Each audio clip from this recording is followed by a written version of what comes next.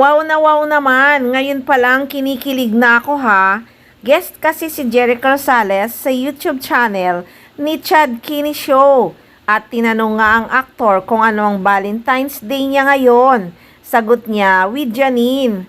Hi, surprise daw ang plano niya kay Janine Gutierrez sa darating na Valentine's Day. Pero may gagawin daw silang gusto talaga ito ni Janine. At silang dalawa lang para daw walang distraction. Ano kaya yun? Hindi kasi linawin ni Eko eh.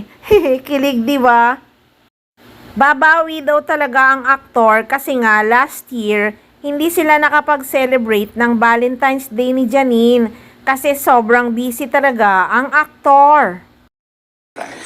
With Janine, for sure. Oh! Yeah. Wala ko last year eh. Babawi ako. Bongga-bongga. What are your plans? Can you spoil us a little? Siguro kami dalawa lang. Para walang distractions. Naiingit ako kay Janine. At mas lalong kinilig talaga ang mga fans nung malamang nandun din pala si Janine Gutierrez. Nasa audience nga lang ang aktres. Natawa pa nga ng sobra si Eko nung sinabi ni Chad na, "Why are you here?" Napahalakak talaga si Jericho Rosales sa sinabi ni Chad kay Janine Gutierrez.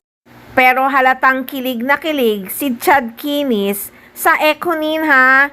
Sabi pa nga niya nahiya na daw siyang magtanong kay Eko kasi nandun nga si Janine. Kilig talaga, grabe. Kaya guys, may aabangan talaga tayong surprise ni Eko para kay Nini. I-share naman kaya nila sa social media kung ano man ang surprise na yon at kung ano yung gusto ni Janine Gutierrez na gagawin nila. Ngayon pa lang talaga kinikilig na ako ha. Biro mo naman, sabi ni Eko, silang dalawa lang daw para walang distraction ha. Nakaka-excite naman yon.